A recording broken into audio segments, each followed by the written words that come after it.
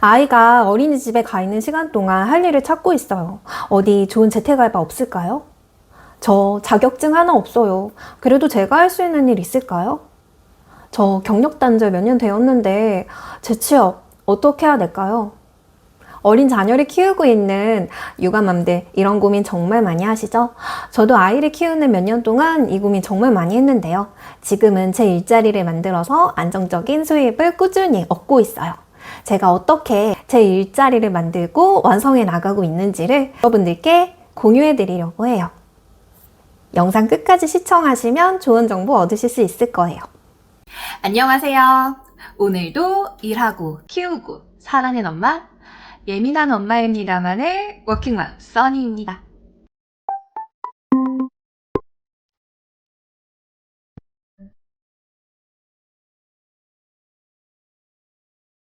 제 신랑도 그렇고 주변 사람들을 보면 아무래도 문과보다는 이공계열 쪽 사람들이 재취업도 쉽고 그만큼 보수도 괜찮은 편인 것 같아요. 그런데 아쉽게 저는 문과, 그것도 문예창작과를 졸업하다 보니까 할 수 있는 일이 많이 없어 보였었거든요.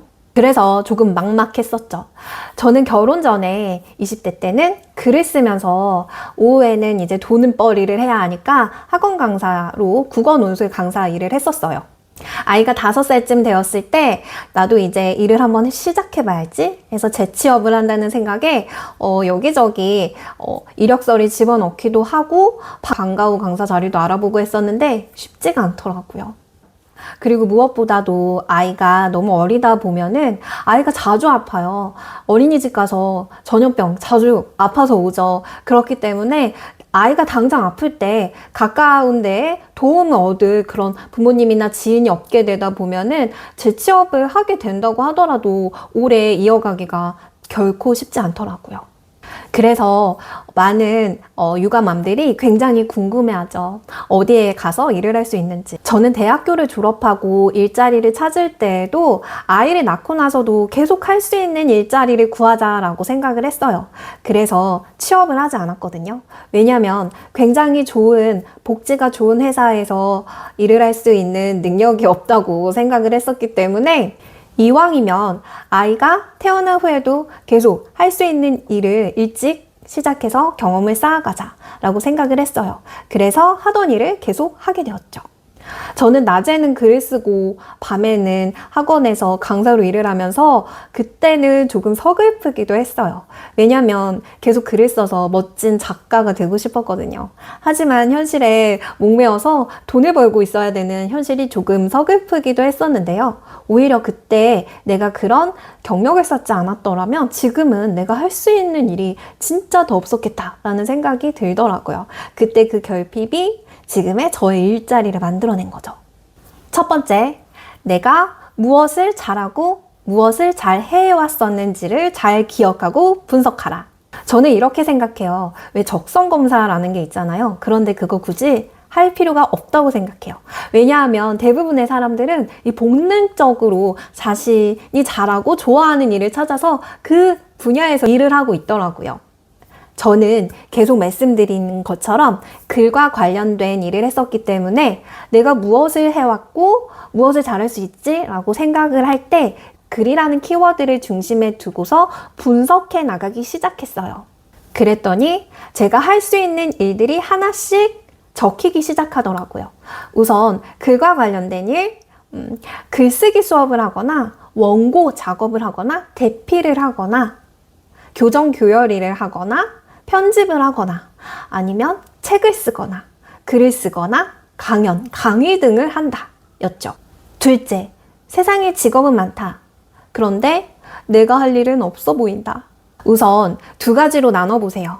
자, 첫 번째는 내가 고용이 되는 거고요. 두 번째는 나의 길을 스스로 개척해 나가는 거죠. 저는 두 번째 길을 선택했는데요. 왜냐하면 제가 하는 일은 이 두 번째에 더 적합한 일이었기 때문이에요.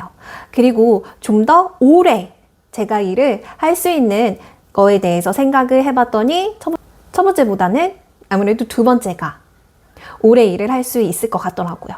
세 번째, 좀 일찍 준비하자. 시간이 필요하다. 입니다. 지금 당장 내가 일을 해야지 했을 때 일자리를 구하는 건 굉장히 어려우실 거예요. 저 같은 경우에는 일찍부터 좀 워킹맘들이 부러웠거든요. 왜냐면 굉장히 능력 있어 보이잖아요. 그래서 아이가 갓난쟁이일 때부터 나는 멋진 워킹맘이 되어야지, 워킹맘에 대한 꿈을 키우기 시작했어요. 갓난쟁이를 이렇게 안고서 제가 하고 싶은 일의 분야와 관련된 영상을 많이 보고, 그리고 책도 많이 읽었어요. 교육과 관련된 영상과 책이었는데요. 교육이다 보니까 아무래도 육아를 하는데 많은 도움이 또 되기도 하더라고요. 그렇게 육아와 제가 할 일에 대해 공통 분모를 만들기도 했죠. 그래서 한 2년 동안은 워킹맘에 대한 꿈을 꾸고 3년째부터는 조금씩 실행할 수 있는 방법을 찾기 시작했어요.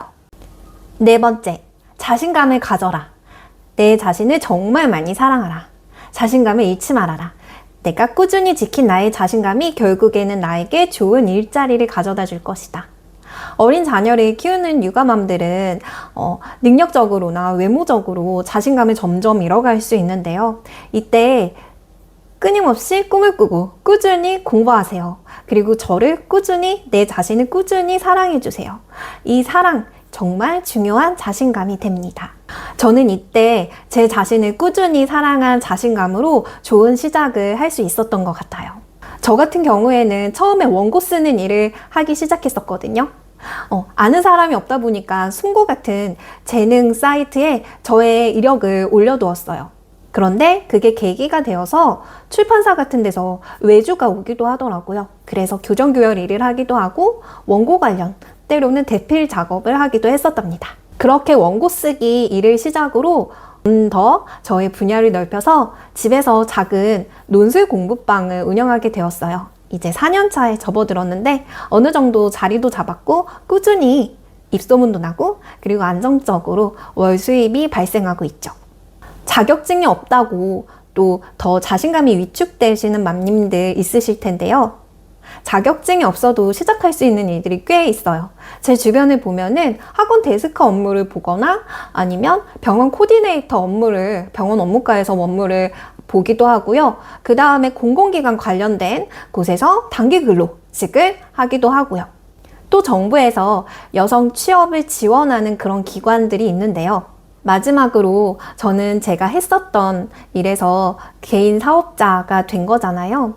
개인 사업을 시작하면서 홍보를 하는 게 굉장히 막막하기도 하거든요. 그런데 요즘에는 SNS가 발달하다 보니까 그 SNS를 통해서 나의 능력을 꾸준히 어필하시면 정말 어디에선가 모르게 또 이렇게 좋은 기회들이 찾아오기도 하더라고요.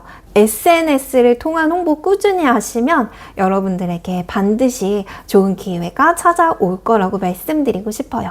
내가 정말 나의 능력을 잘 키워서 그것을 잘 어필하실 수만 있으시면 반드시 좋은 기회와 결과를 잡으실 수 있으십니다. 그리고 마지막으로 제일 중요한 거 하나죠. 40이 되면 여러분들이 모두 다 이거에 대해서 절실하게 깨달으실 거예요. 그게 뭐냐면 바로 끈기죠. 인생을 살아보니 끈기가 제일 중요하더라. 그래서 여러분들 지금 꿈을 꾸시고 끈기를 가지고 끝까지 꾸준히 계속 하시면 반드시 좋은 취업의 결과, 내 일자리 만들기의 결과를 얻으실 수 있으실 거예요. 여러분들 오늘도 고생 많으셨습니다. 오늘도 파이팅!